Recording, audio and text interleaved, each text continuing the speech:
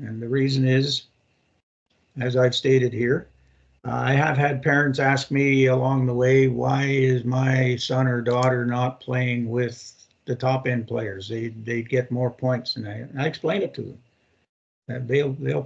I can put them on the ice with the top end players, but they're not going to get the puck. They're never going to see Yeah. it.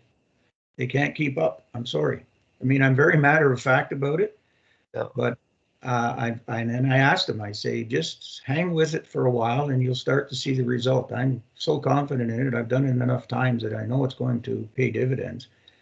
And at the end of it all, or well before the end of it all, they start to see the result, where the weaker players are now contributing in the games. They're now they're faster, they're stronger, they shoot the puck better, they handle the puck better, they pass the puck better. They've learned to do it in an environment that they're comfortable in.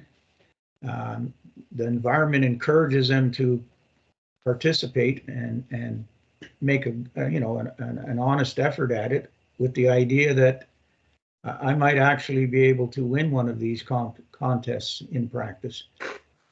And they learn at a pace that they're comfortable with.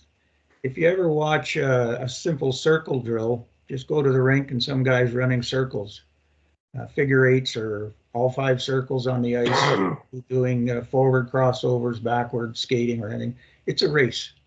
And the slower skaters always get lapped by the faster skaters. The faster skaters do it poorly. They don't stress any of the mechanics and try to exercise themselves to become better skaters. All they're trying to do is prove that they're the fastest. And the slower skaters are bypassed, and they're made to feel, I feel anyways, feel badly about it. And they can't keep up. So when you change the sequence and you run all the fast players through first, and then you run the next group second, and they're all working with each other at their own pace that they're comfortable with. And the third group the same way, you get a better result a lot quicker.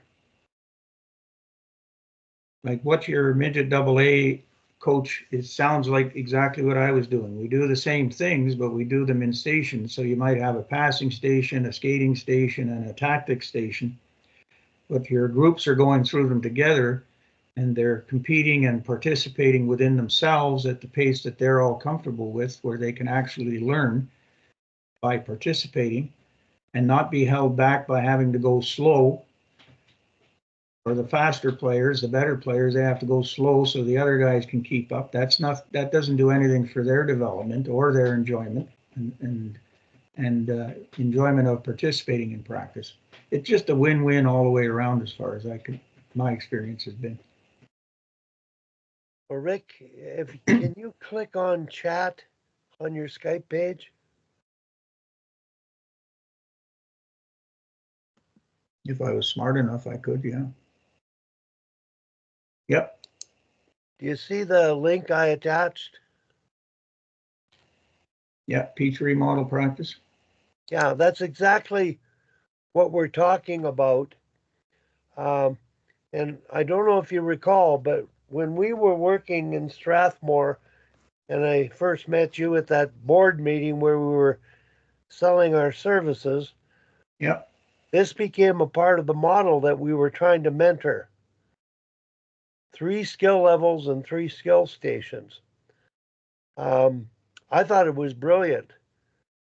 The problem with it, we had 40 practice plans, and we should have only had 10, and each coach had to run the same plan for 3 practices so that they could get better at teaching the skills within the package.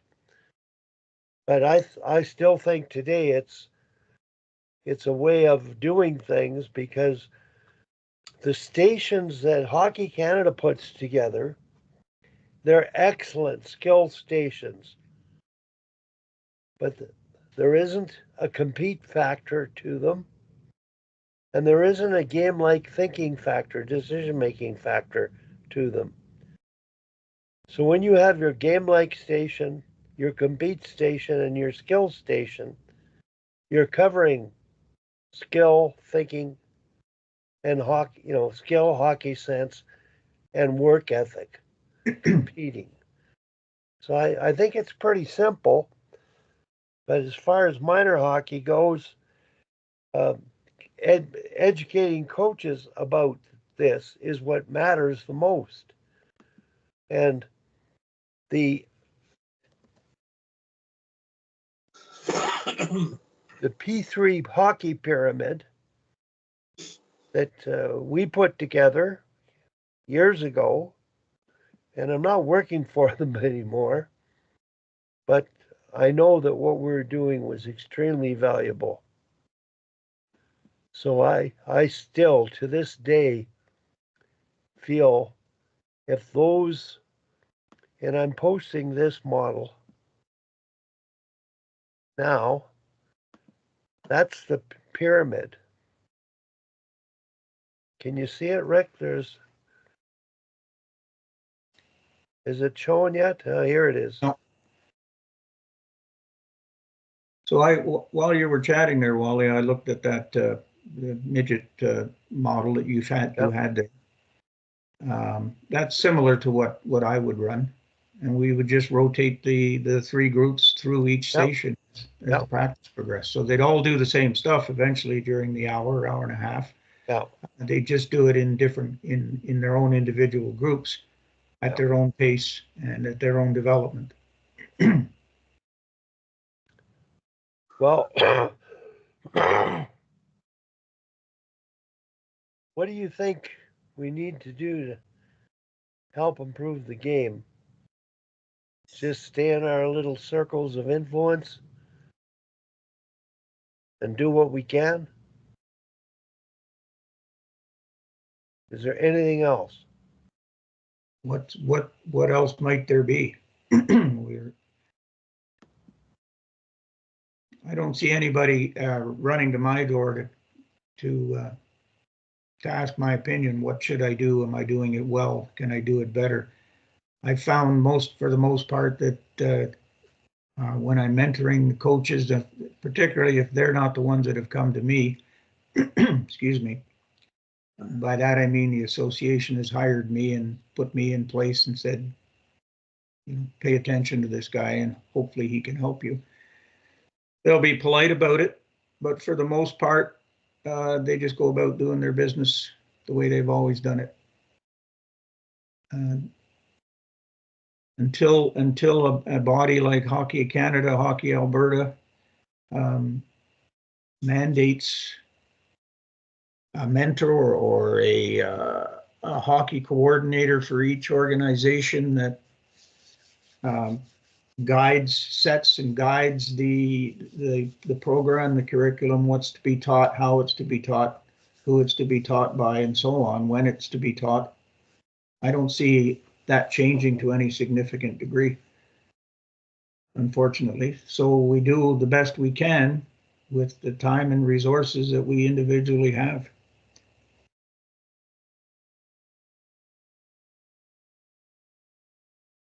Well, it's interesting. I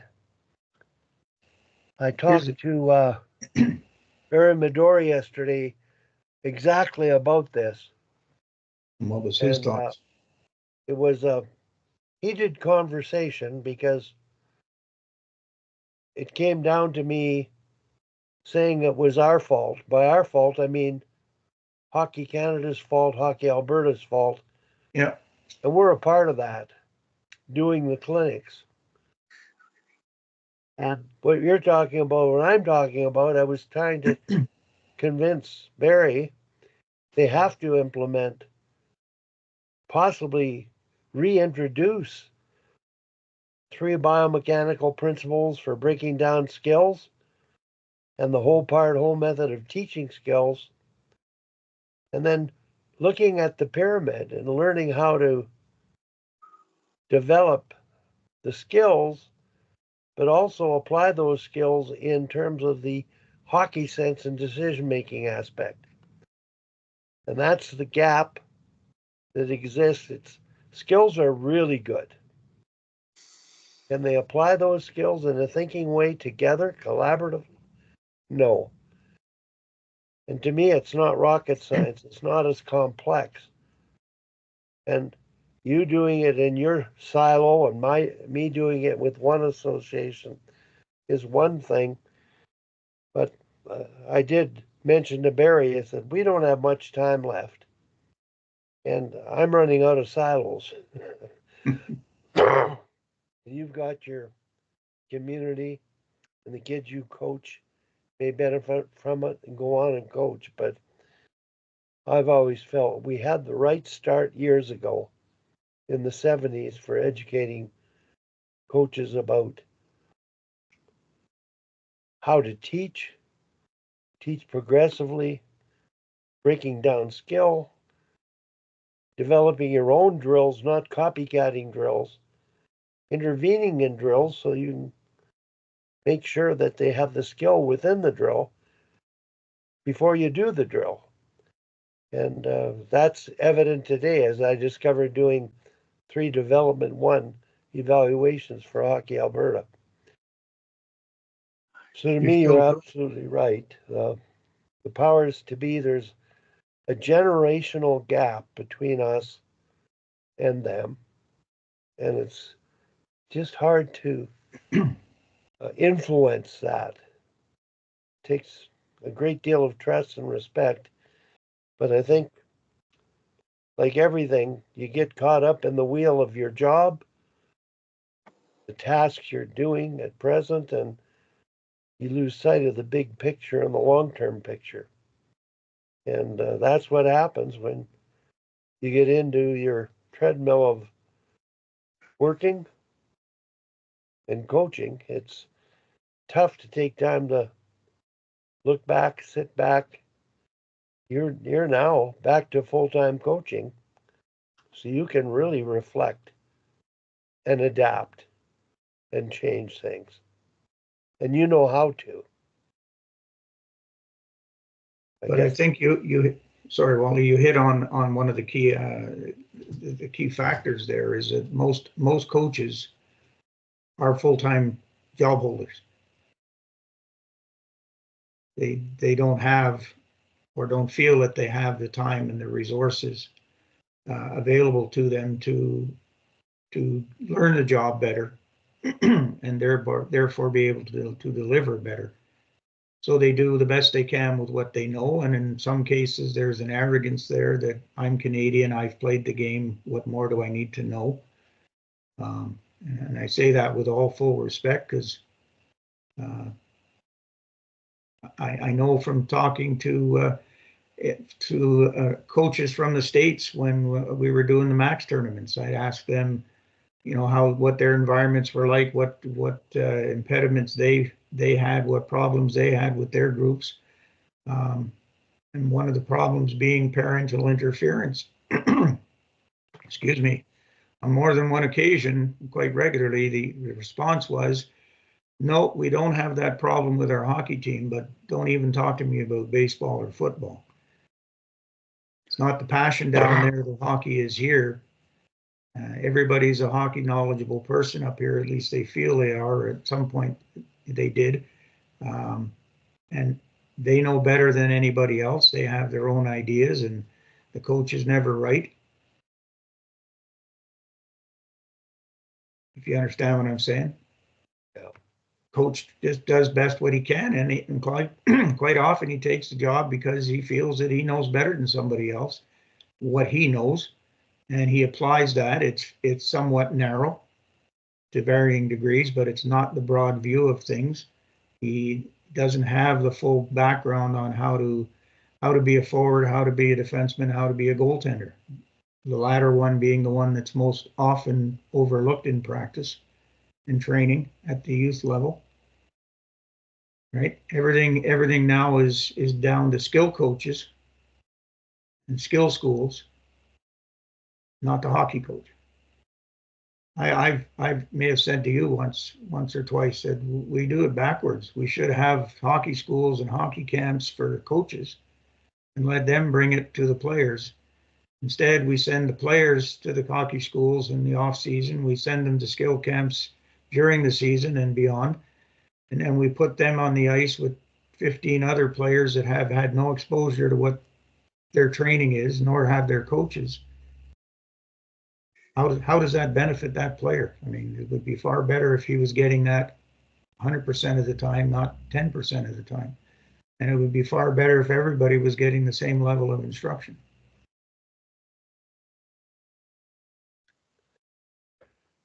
Well, it's all about educating ourselves and trying to get better every day Yep. at what we do. And I find the coaches that I'm working with, they're motivated, they're open to learning. It takes time to sort of break through the barrier of communication. You have to have a degree of trust and respect for them to experiment with things. And this year I learned more than I contributed. And I'm not sure the issues that the association had to face with parents who have their minds of their own, and deservedly so. Many of them have played. Some have coached their kids growing up until they couldn't coach anymore. And they do have thoughts about what you're doing. And they may not be as knowledgeable as the coach, but they're still valid and need to be heard. So the thinking process today is you have to engage the parents more. You have to be able to hear them, and you have to be able to listen to them, which will let you know where they're coming from. And you also can be heard, but you must hear them first. Does that make sense, or is it still the old school of the code of conduct and there's a line here and the manager protects your interests?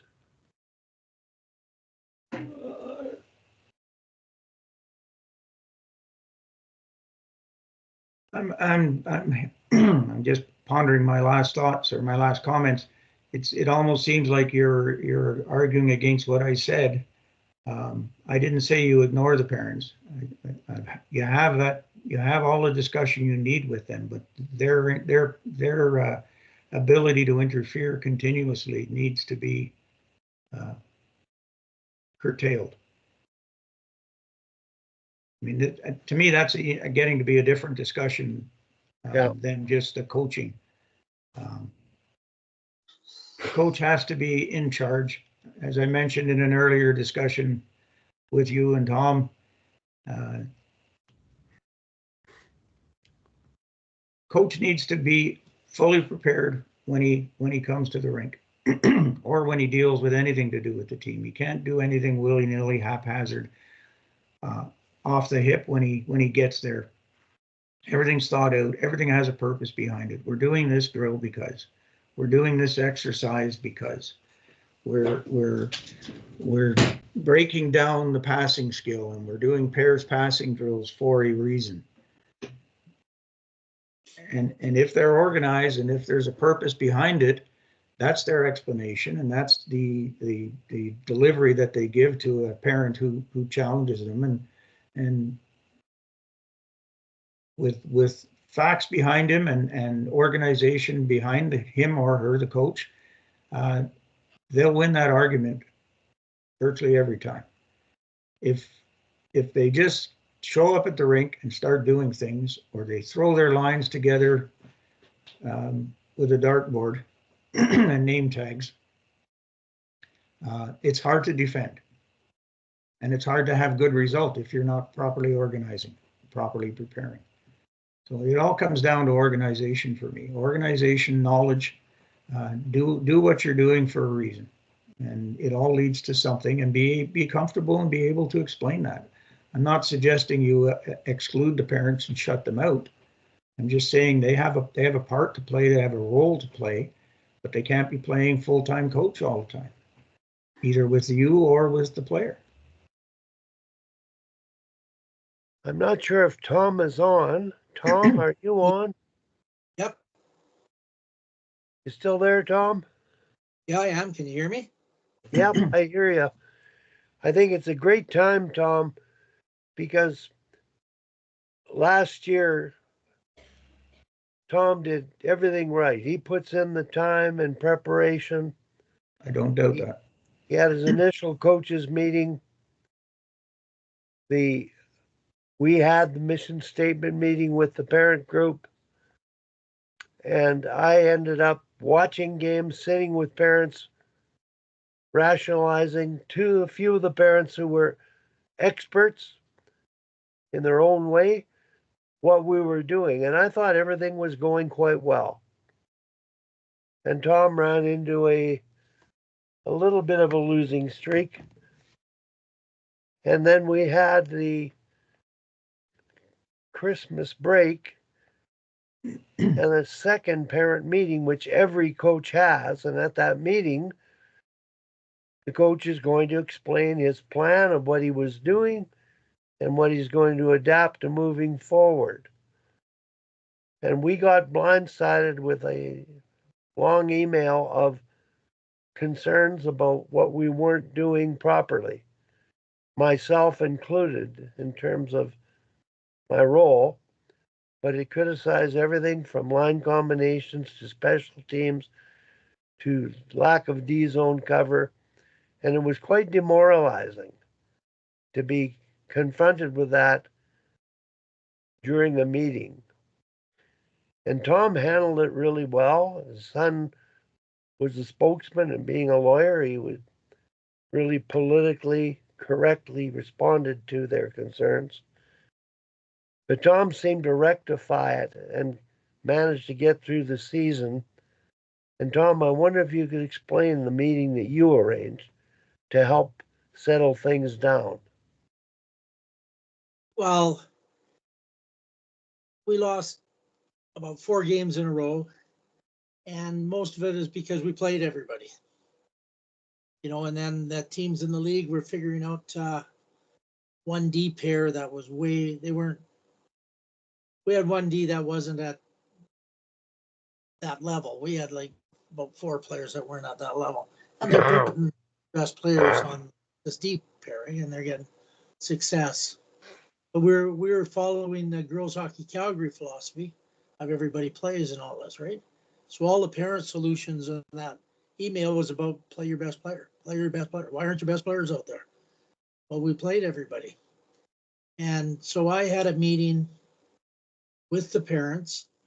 I had them all in the dressing room after a practice, and went through all our team play with a magnetic board, so they knew exactly what we were doing.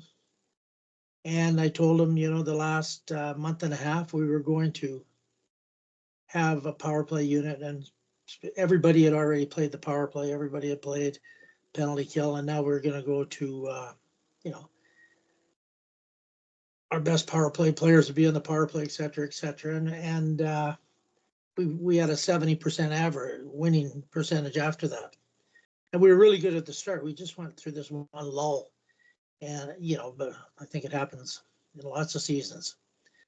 So anyways, it was just, but, we have we got a parent that runs our hockey skills stuff, and they have their way they think things should be done. And other parents, this and that and the other. But that meeting we had, a lot of parents came up and thanked me for it, so they understood. And, things were, basically very good after that. So it was just a bump in the road, and I don't know, not too many roads don't have bumps in them.